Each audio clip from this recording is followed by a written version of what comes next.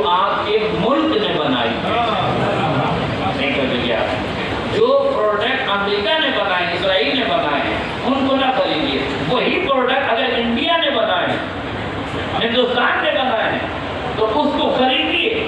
اس سے دو چیزیں ظاہر ہوں گی، تمہارے دلوں سے حب الوطنی کا اظہار ہوگا، تمہارا پیسہ ملک کے اقتصاد میں مددگار ہوگا، لفظ بدلو، اور تمہارا یہ عمل ہندوستان میں یہ تاریخ لکھے گا کہ عقل کے اندھوں کو دکھائی دینا چاہیے اس ملک میں اندھ بھکت کون ہے، دیش بھکت کون ہے۔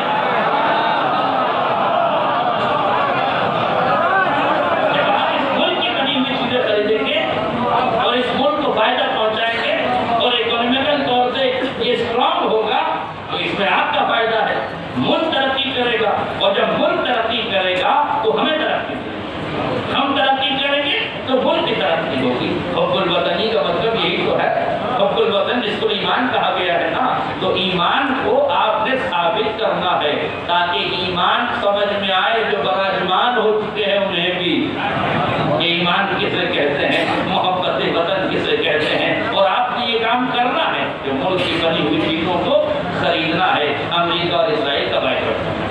آپ کہیں گے مولانا صاحب ہمارے 2 روپے کے ہیڈ اینڈ شولڈر کے شیمپو کے نہ خریدنے سے کیا ہو جائے گا؟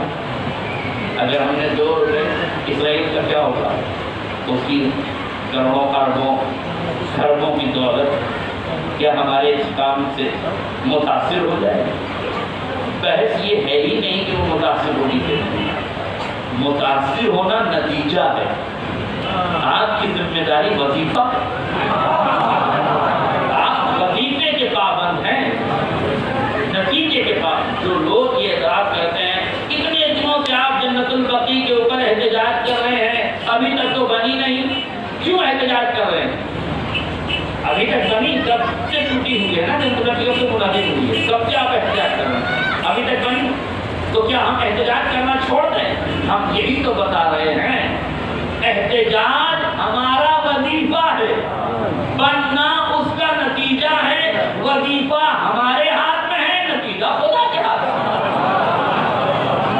وہ جب چاہے بنائے، نتیجے کی امید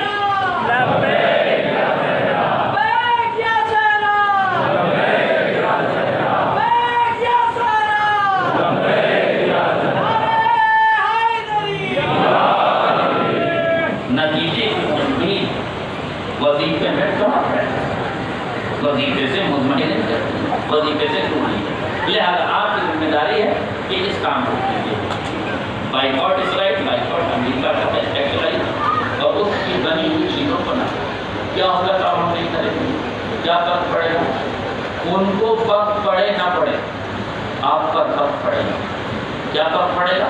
سنیے، نعرے نمرودی روشن ہے، کافر الاصنام ابراہیم، توحید کا پیغمبر ابراہیم، خلیل خدا ابراہیم، ذبیح و خلیل ابراہیم و اسماعیل ہے نا۔ حضرت ابراہیم نے پرچم توحید کو بلند کیا، نمرود نے ہزاروں ٹن آگ روشن کی، ایسی آگ کہ پرندہ پر مارے تو جل جائے، ہمت نہیں کسی کے قریب جائے۔ پھینکنے والے بھی انجینئر بنا رہے تھے کہ خود گئے تو کہیں وہ ہمیں پہلے قبول نہ کر لے، ہے نا۔ تو اتنی بڑی آگ لگائی گئی تھی، توجہ ہے آپ کی، اتنی بڑی آگ لگی تھی، مگر ایک چڑیا تھی، اس کا جگر تھا، سمندر سے پانی بھرتی تھی، قطرے سے کم قطرہ، پھر بھی تھا اسے خطرہ، قطرے سے کھیل رہی ہے، قطرے کو چونچ میں بھر رہی ہے اور لا کے بار بار آگ پہ ڈال رہی ہے۔ قدرت نے فرشتہ رحمت کو نازل کیا، کیا ذرا پوچھ تو صحیح جا کے یہ کر کیا رہی ہے؟ فرشتہ رحمت خدا نازل ہوا، گوریا سے مخاطب ہوا، چڑیا سے مخاطب ہوا، اے چڑیا کیا کر رہی ہو؟ کہا آگ بجھا رہی ہوں، بڑے دمدماک لہجے سے کہا آگ بجھا رہی ہوں۔ اس نے مسکرا کے پوچھا آگ بجھا رہی ہو، قطرے سے کم قطرہ اس منو ٹنوں میں کچھ کام کر جائے گا، یہ تیرے قطرے سے بجھ جائے گا۔ چڑیا نے بھی مسکرا کے آنکھوں میں آنکھیں ڈال کے کہا اے فرشتہ رحمت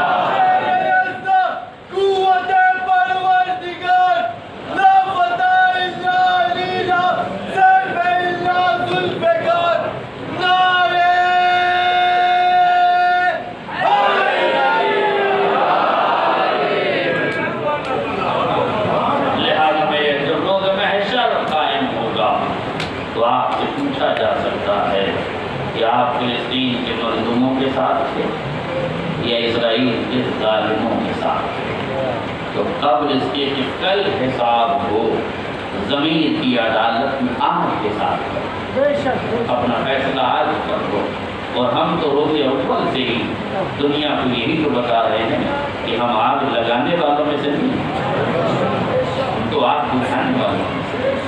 تو یہ یاد رکھنا چاہیے۔ میں پلٹتا ہوں اپنی اس تصویر کی طرف جو میں آپ کو دکھانا چاہتا تھا، شاید آپ کو یاد ہوگی وہ تصویر۔ ایک تصویر میں نے آپ کو دکھا دی جو میرے موضوع سے متعلق نہیں، مگر وہ تصویر جو میں دکھانا چاہتا تھا تو یہ تھا نا کہ رزق، ذکر سیدہ سے رزق میں برکت ہوتی ہے۔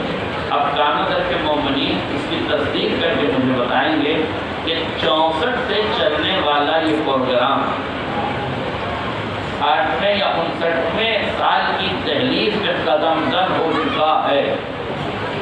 ابھی تو یعقوب بھائی مجھے نہیں بتا سکتے کیونکہ یہ خود بھی 64 کے نہیں ہوگی، یعنی ان کی پیدائش سے پہلے یہ کام شروع ہو چکا ہے۔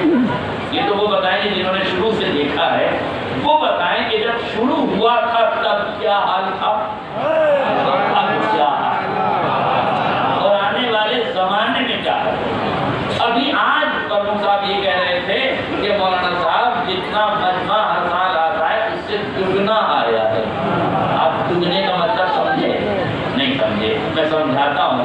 دگنا آیا تھا۔ پچھلے سال یہ مجلسیں عزائے فاطمی میں داخل ہو چکی ہیں، نہیں توجہ کیا آپ نے، عزائے فاطمی میں داخل ہو چکی ہیں۔ اس کا مطلب یہ ہے کہ جتنے لوگ پچھلے سال آئے تھے وہ تو آئے ہی ہیں، اس کے بعد لوگ دگنے ہو گئے ہیں۔ تو اب یہ بھی تو بتا دو جتنا کھانا پچھلے سال بنا تھا اتنا ہی بنے گا یا دگنا بنے گا؟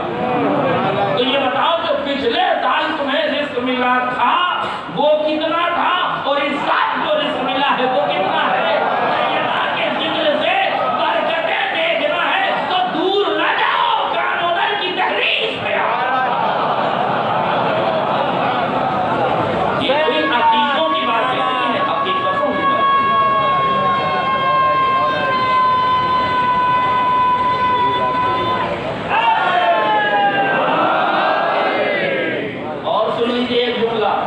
پچھلے سال کھانے کا ٹوکن 30 روپے کا تھا، اب 10 کا ہو گیا ہے۔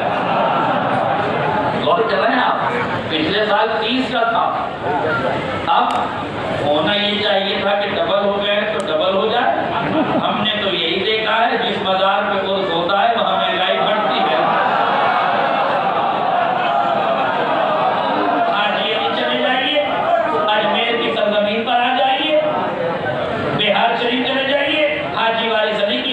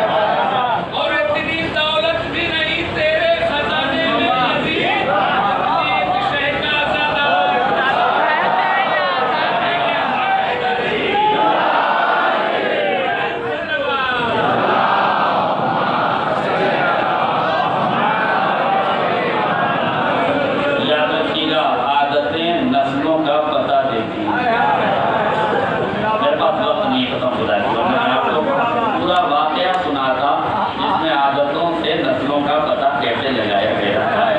याद है?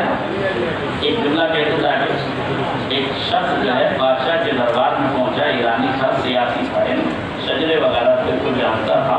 तो जब वो पहुंचा तो बादशाह ने कहा भाई शजरे वजरे वाला काम तो नहीं है, हाँ घोड़ों की देखभाली का काम भी कर लो।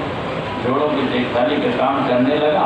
करते करते एक दिन बादशाह ने पूछा मैं तुम शजरों को जानते हो, कहाँ का मेरे लिए अच्छी नस्ल का घोड़ा इसमें से निकाल के लाओ। तो जो कभी बादशाह ने अच्छी नस्ल का घोड़ा खरीदा था उसे पेश किया जाए कि साहब ये है।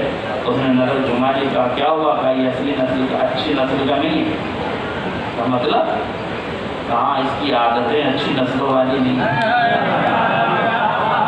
का मतलब कहाँ अच्छी नस्ल का घोड़ा जब घास खाता है तो ज़मीन पे देखता है, ज़मीन से बार बार उठा के देखता है, ये बिल्कुल ज़मीन पे नज़र गड़ा के खाता है। ये गाय की सिफत से घोड़े की नहीं। तो उसने क्या मतलब, उसने बुलाया जिससे खरीदा था, कहा क्या बात है, कहा जी हुजूर असल में ये घोड़ा जो पैदा हुआ इसकी माँ मर गई, इसे हमने गाय का दूध पिला के बड़ा किया। हमारे गाय के दूध का जो असर होता है वो होगा। आपने गौर किया। बादशाह को तशवीर हुई, कहने लगा मेरी मलका के बारे में बताओ। कहने हुजूर बस न पूछिए तो अच्छा। क्या नहीं बात तुम समझदार लगते हो बताओ। कहने के मलका भी मलका नहीं है, किसी नीच खानदान से। का मतलब कहाँ रहती तो बादशाह के महल में, तो आदतें नस्लों का पता देती है। उसने कहा क्या मतलब, कहा दिन भर नौकरों से झगड़ती रहती है। आज मेरा जुमला बात अच्छी नस्ल की औरतें झगड़ा नहीं करती।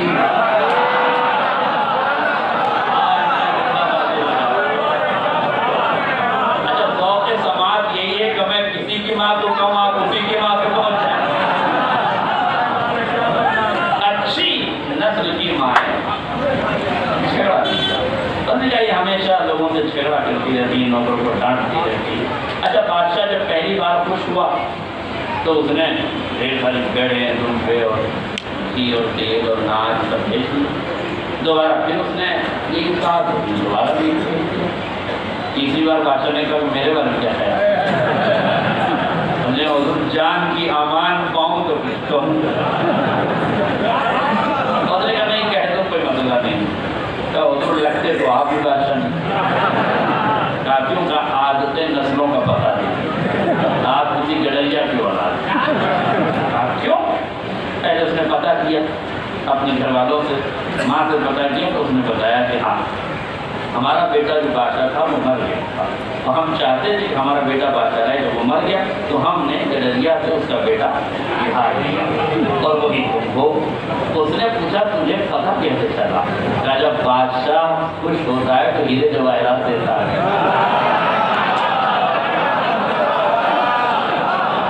ये भी एक जुमला याद रखिएगा, अच्छी नस्ल के घरों से कोई खाली नहीं जाता। और नीच लोग अगर दौलतमंद बन भी जाएं तो सादात को भी भगा देते हैं।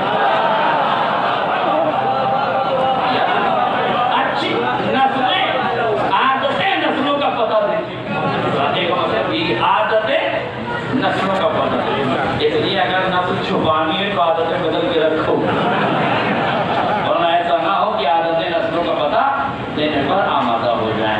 लिहाजा मेरे सवाल अपने मोहम्मद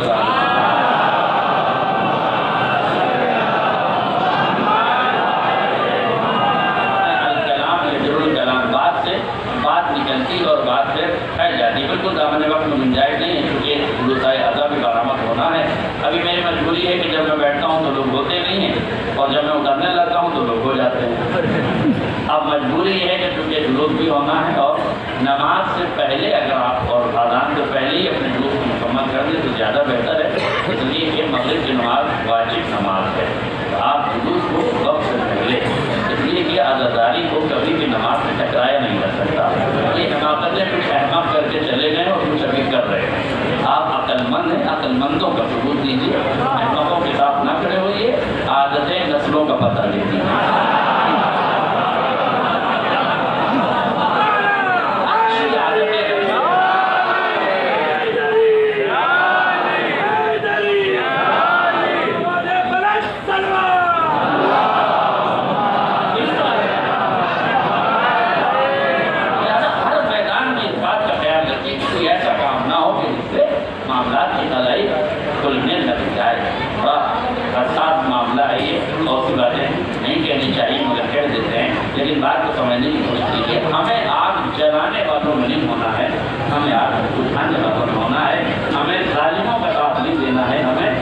مظلوموں کا ساتھ دینا ہے، اور ہم جس قبیلے سے تعلق رکھتے ہیں وہاں گالیاں کھا کے شکر کے سجدے کیے گئے ہیں، پلٹ کے دشمن کو گالی نہیں دی گئی ہے۔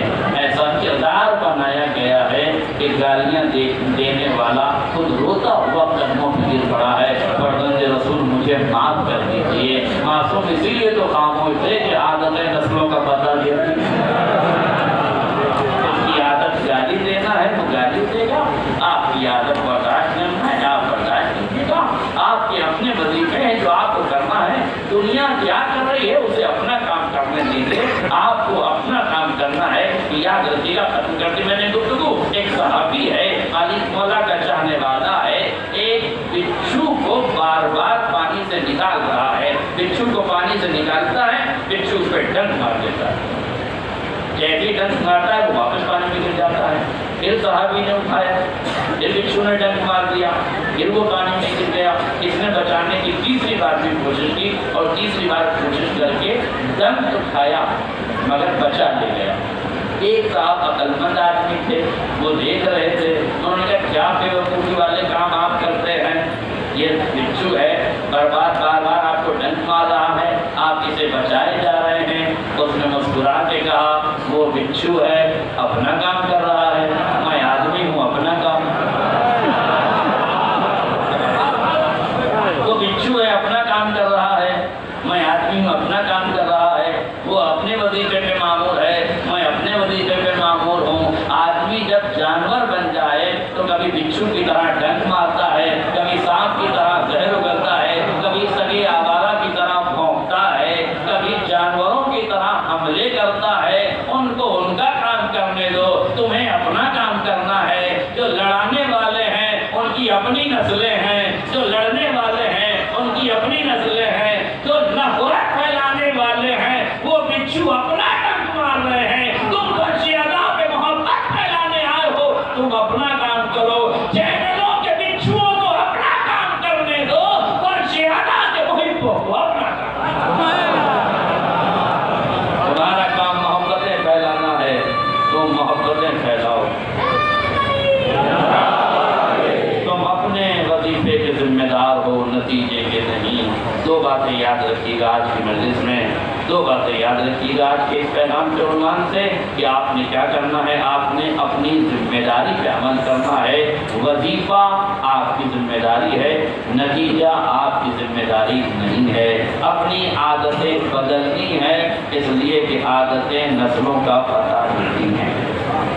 اچھی عادتیں ہوں گی علاقے میں صفائی رہے گی، بری عادتیں ہوں گی طہارت کے مرکز میں گندگی پھیلائی جائے گی۔ جب طہارتوں کے مرکز میں لوگ گندگیاں پھیلائیں تو سمجھ لیجئے گا کہ لباس سیاہ ہونے سے آدمی شیعہ نہیں ہوتا۔ لہذا صاف صفائی آپ کی ذمہ داری ہے، صاف ستھرائی آپ کی ذمہ داری ہے، ہر چیز میں آپ کی ذمہ داری ہے۔ اگر روزے سے چپل چوری ہو رہی ہے تو پھر آپ کو سوچنا پڑے گا کہ کہیں معاملات کچھ اور تو نہیں ہیں۔ لہذا دھیان رکھیے، خیال رکھیے، عادتیں نسلوں کا پتہ دیتی ہیں۔ ہماری عادتیں ویسی ہونی چاہیے جیسے معصوم چاہتے ہیں، ہمارے اشارے کنائے عمل دخل سب وہی ہونا چاہیے جو معصوم چاہتے ہیں۔ ہم 4 دن کی ان مجلسوں سے جب جائیں تو کم سے کم کچھ نہ بدلیں تو کچھ عادتیں بدل جائیں۔ اگر غلط عادتیں ہیں تو اچھی ہو جائیں، اور اچھی عادتیں ہیں تو انہیں سنوار دیا جائے۔ اور انہیں عادتوں میں سے عادت یہ ہے کہ تمہیں ظلم کا ساتھ نہیں دینا ہے، ظالم کا ساتھ نہیں دینا ہے، مظلوم کا ساتھ دینا ہے۔ مظلوم کا ساتھ دو گے تبھی کربلائی سماج کہا جائے گا، تبھی کربلائی سماج میں ڈھلتے ہوئے نظر آؤ گے۔ اس لیے کہ ہم نے کبھی ظلم کا ساتھ نہیں دیا۔ تاریخ بھری پڑی ہے، اگر محل بنائے گئے ہیں تو ہمارے لاشوں کے ڈھیر پہ بنائے گئے ہیں، اگر گارہ بنایا گیا تو ہمارے हमारे लहू से बनाया गया। तख्तोदार की मंजिलों में भी हमारी ज़बानें खींची गई हैं। हमने कभी हुकूमतों के तलबे नहीं चाहते हैं, हमने अपने जबीन और शऊर और ज़मीर को कभी झुकने नहीं दिया है। इसलिए जब हम बोलते हैं तो हमारी ज़बान ज़मीर का साथ देती है। जब बोलने में आदमी लड़खड़ाता है तो इसका मतलब है कि ज़मीर ने ज़बान का साथ छोड़ दिया है। जब किसी को चैनल पे झूठ बोलते हुए देखना तो देखना कि बोलते बोलते कितना अटक रहा है, कितना भटक रहा है, कितना लफ्ज़ों का दामन हाथ से छूट रहा है। ये लफ्ज़ों का दामन हाथ से नहीं छूट रहा है, ज़मीर कुछ कहना चाहता है, ज़बान कुछ कह रही है। ज़मीर इंसाफ चाहता है, ज़बान लज़्ज़त चाहती है। रिश्वत कुछ और कहला रही है, अक़ीदा कुछ और कहला रहा है।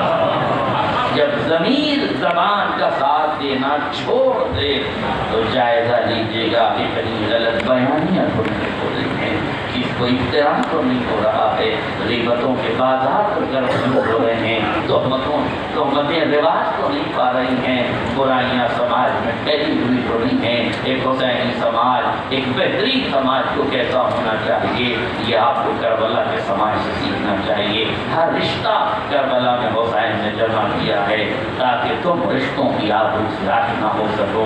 भाई से भाई का रिश्ता कैसा होना चाहिए कि तुम्हें अब्बास और हुसैन बताएंगे।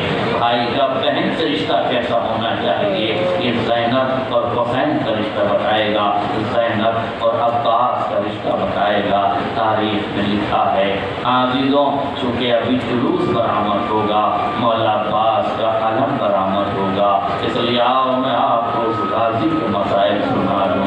तारीख में लिखा कि जब 4 मुहर्रम को शिमर का फातिहा आया और हुक्म दिया कि हुसैन के खैमे खुराक की तराई से हटा दिए जाएं, तारीख में लिखा अब्बास को गैर आया, अपनी तलवार को निकाला, ज़मीन पर खत दिया और फौज आदा से मुखातब होकर फरमाया इसकी मजाल जो अब्बास की ज़िंदगी में हुसैन के खैमे खुराक की तराई से हटा दे।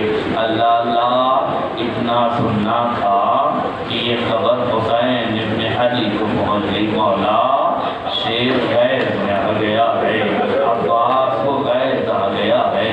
तारीख ने लिखा, ज़ाकिरीन ने पढ़ा, उलमा ने बताया मेरा मौला हुसैन ज़ैनब के खैमे में आया। ज़ैनब ने हाथों को जोड़ के फरमाया मौला वाक़ा खैरियत तो है, का मेरे शेर को गैर आ गया, का मौला तो आप रोक लीजिए, आप मना कर लीजिए। का मैंने जुमला सुनिए, उर्दू अदब की गहराई का जुमला है, अगर मैं पढ़ सका तो और आप सुन सके और बर्दाश्त कर सके तो। अगर नहीं मेरे मौला ने कहा हो बहन मैंने अब्बास को इतने मकामात पे रोका है, अब सोचता हूँ कि कहीं मेरा शेर घुट घुट के मर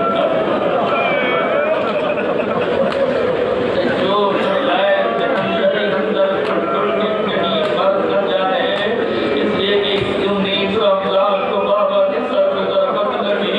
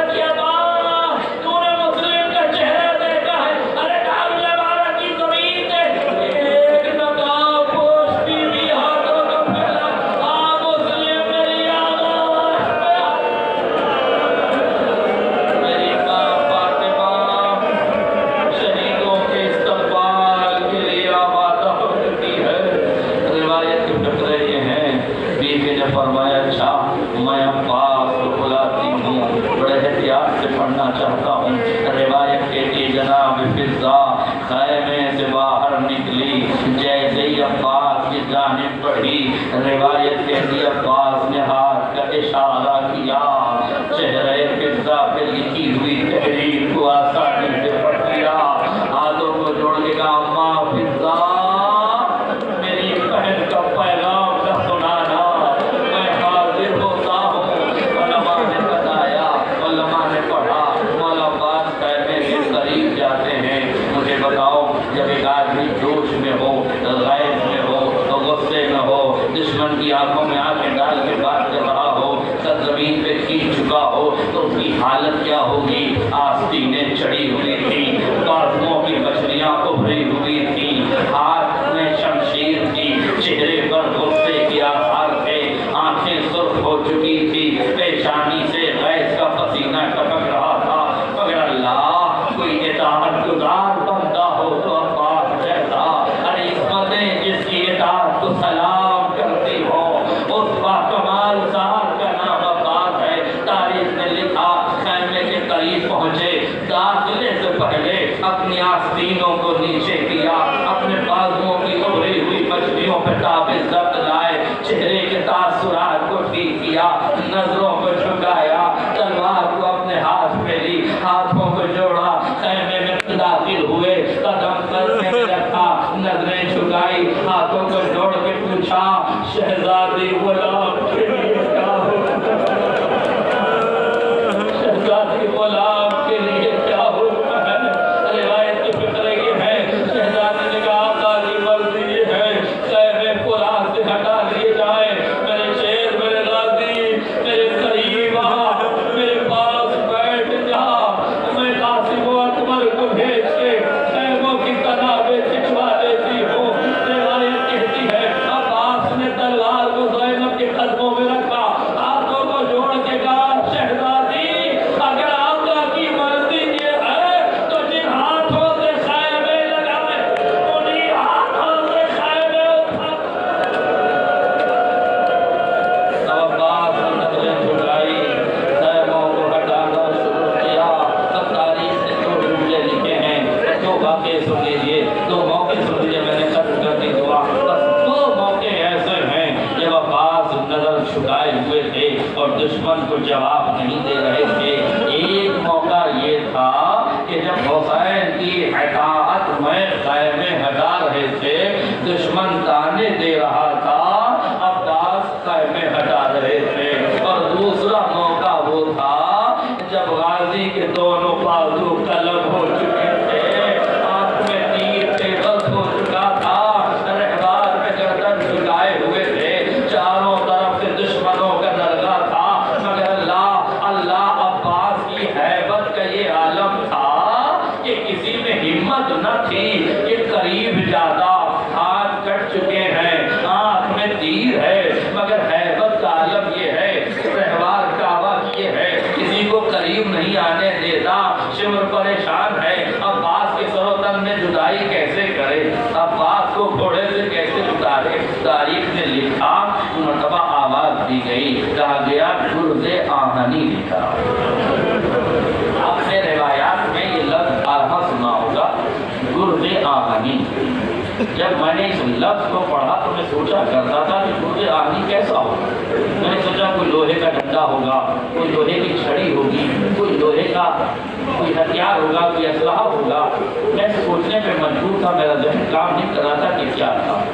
مگر جب میں ادے پور کے میوزیم گھر میں گیا اور میں نے وہاں گرز آہنی دیکھا، تو میں بھی گرز آہنی بتا دیتے گرز آہنی سنے، میں نے دیکھا ادے پور کے میوزیم گھر میں ایک اسلحے کے نیچے لکھا تھا گرز آہنی، ایک لوہے کا گول سا گولا تھا، اس گولے میں باریک باریک سوئیاں لگی